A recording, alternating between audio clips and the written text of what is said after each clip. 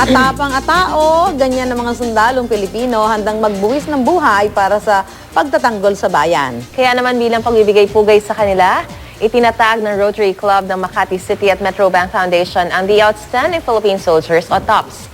10 magigiting na sundalo ang kikilalanin nila riyan. Ang mga outstanding soldiers na ito ay tapat sa serbisyo, matapang, may paggalang sa karapatang pantao, may galing at talino sa lahat ng aspeto ng kanyang trabaho. Oo, pero lingid po sa kaalaman ng marami, di biro ang maging alagad ng militar. Paano nga ba maging isang outstanding soldier na kung malalaman natin yan? Nako, yan po. Ngayong araw, makakasama natin ang 2 sa 10 awardees ng TOPS. Hindi lang daw pang Pilipinas, kundi pang international din ang pagiging isang sundalong Pilipino. Kilalanin natin si Chief Master Sergeant Rogelio Mendoza ng Philippine Army. Good morning po, sir. Good morning po, Master Sergeant. Salamat po sa pagpunta ninyo. At di naman mabilang ang mga military merit medals at ang awards na natanggap ng isa pa nating TOPS awardee. Kasama rin natin si Technical Sergeant Nolito Tumesa ng Philippine Air Force. Good morning po, Sergeant Tumesa. Good morning. Oh, napakarami raw ng awards. Nakakahanga naman talaga yung mga ganito natin, mga sundalo. Dahil sinasabi nga, minsan kahit kapos sa mga kagamitan, talaga nagagampanan pa rin nila na maayos yung kanilang tungkulin para sa bayan. Ano po? Ma'am. Parang sila, sir, napakamahiyan. Sir, okay lang po yan, lakasan natin ng boses natin. Yes, sir, ma'am. ha? Yan. Ayan, sa tingin po ba ninyo, bakit po napasama kayo sa 10 outstanding soldiers ngayong taon? Sa pamamagitan po mamunan ng dapat ikaw ay mairekomendan ng iyong superiors. Oo.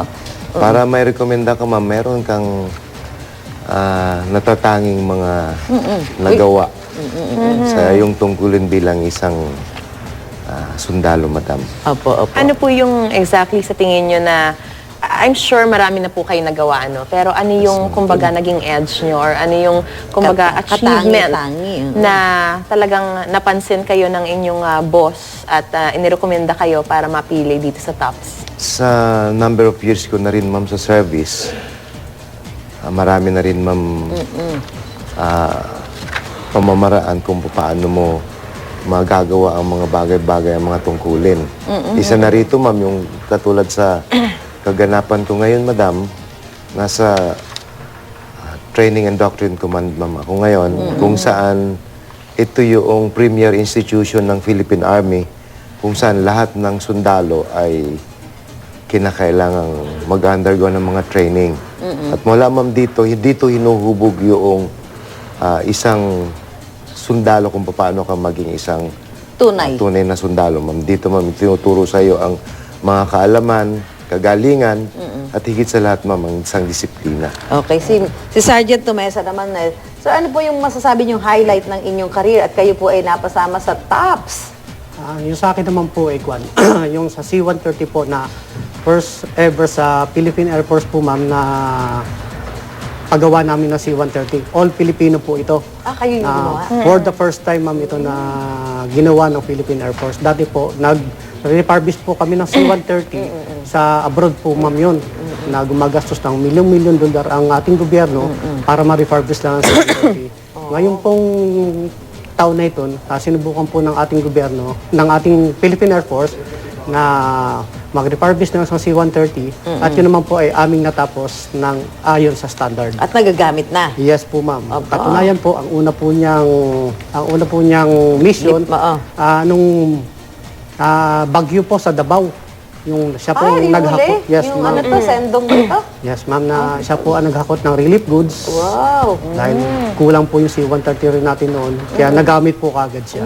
Naku, nakakatuwa naman. Alam ko po masaya kayo, pero ano pa po ba yung iba nyong naramdaman na kayo ay mapasama dito sa TOPS? Hindi ko po masabi yung aking nararamdaman. Dahil unang-una po, napakalaki pong karangalan to sa akin, sa pamilya ko, tsaka sa unit ko po. Kasi dala-dala ko po ang unit namin sa mga accomplishment ko. Okay, kayo po, Sergeant Mendoza, may masasabi ba kayong parang defining moment ninyo na masasabi niyo na sa inyong sarili na ako ay isang bayani? Ayan, ngayon po para kayong bayani yan dahil kasama kayo sa TOPS.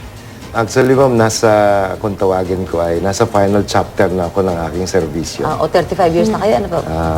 Mag-36 na, ma'am. Oo ako. nga, 36 years. In service? Yes, ma'am. Okay, talaga. So, sabi ko nga, nasa final chapter na ako ng serbisyo ko. Pero patuloy pa rin, ma'am, akong gumagawa ng mga bagay-bagay na makaka-contribute, lalong-lalo na makapagbigay ng moral compass Oo. sa mga kasundaluhan. Kasi sa ngayon, pinopromote ng armed forces at ng mga stakeholders yung IPSP Bayanihan, kung saan dito nagkaroon ng paradigm shift ang AFP from winning the war to winning the peace without the use of mga armas na, ma'am. Ito si Master Sergeant, pinangunahan nila yung pagpapanatili ng kaayusan ng kauna-unahang national election sa East Timor. Yes, ma'am. Ano po yung exactly yung naging papel o yung role nyo doon?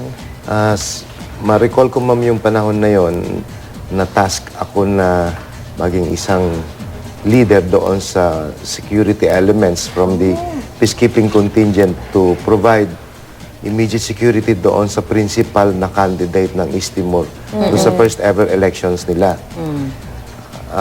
Doon, ma'am, sa lugar ng aming destino, doon tagaron mismo yung nanalong presidente at doon din niya ginawa yung kanyang pagboto. So very imminent, ma'am, yung mga posibleng magganap na kaguluhan nun. Pero napakaganda, ma'am, na yung naging turnout kasi buong mga observers ay nagsasabi na magiging magulo, magkakaroon ng kaguluhan uli sa East Timor doon sa gaganapin na yan.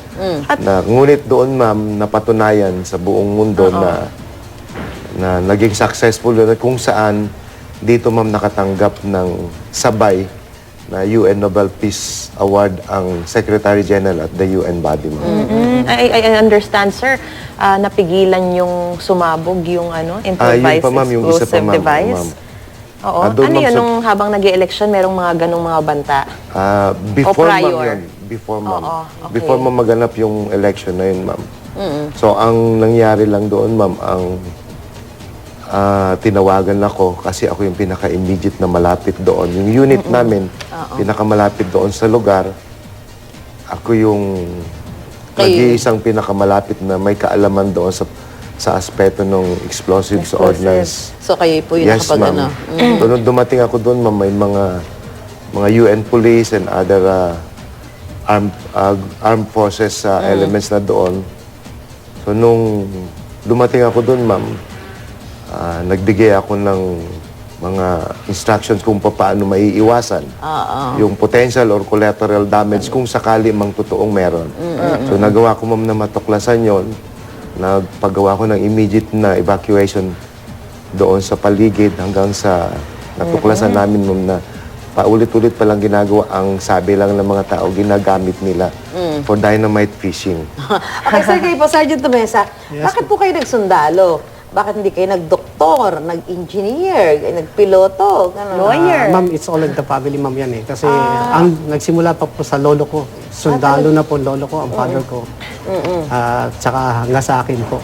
Gusto nyo talaga? Yes, ma'am. Okay. Bukod doon kasi po, ma'am, pagiging sundalo namin, pag sa Air Force ka, meron po yung specialist eh. Nung college po, nag-aral po ako ng avionics po tungkol sa aircraft po yung related. Kaya nung na-enlist po ako sa Air Force, pinilit ko pong ma-assign ng maintenance.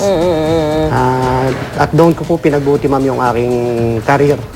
Na hanggang ngayon yun po ang aking nagagamit. O, sana maging inspirasyon kayo, no? Kaya lang, di ba, pagka nagkakaroon ng mga intriga sa Pinoy, mga corruption, ano? Yes, ma'am. Oo. Ano pong nararamdaman nyo? Nadidemoralize ba kayo? Hindi naman, ma'am, kasi kung baga, ma'am, yung mga usapin na gano'n, hindi naman pangkalahatan, ma'am, yun. Opo. Kung baga, kung may mga totoong nagaganap naman, ma'am, yun, hindi dapat maapektuhan. At hindi maging dapat sanhin ng demoralisasyon sa hanay namin kasi hindi naman man pangkalahatan yung balita na gano'n. Oo nga, saka kung di naman kayo ang gumagawa. no? Yes, ma'am. Kayo, sir. Meron naman pong ginagawa yung aming pamunuan, ma'am, yan tungkol sa corruption na yan na hanggat maaari, naiiwasan na po yan at inileliminate po Hindi lang po natin nalalaman, pero may working bodies po na para matanggal ang corruption na yan sa EPIC po, ma'am. Saka importante, di ba, Maris? Sila hindi kasama doon, ano? Kung meron ma. At saka sana ma-inspire pa nila ibang mga bata mga sundalo na tumulad din sa inyong path, di ba? Yung inyong landas. Yung mga ganyan, kahit may mga limitations in terms of gamit, mga equipment, tuloy sa kanilang pagganap ng tungkulin bilang mga sundalo. No, kami, kaya saludo kami sa inyo. Congratulations po sa Thank inyo. you, ha? pagkakahirang sa inyo bilang Salamat po. bahagi ng TOPS. Yan, Tabs. Si Chief Master Sergeant Rogelio Mendoza at Technical Sergeant Nolito Tumesa na nakipagkapihan at kwentuhan sa atin ngayong umaga. Congratulations po sa inyong dalawa. Maraming salamat.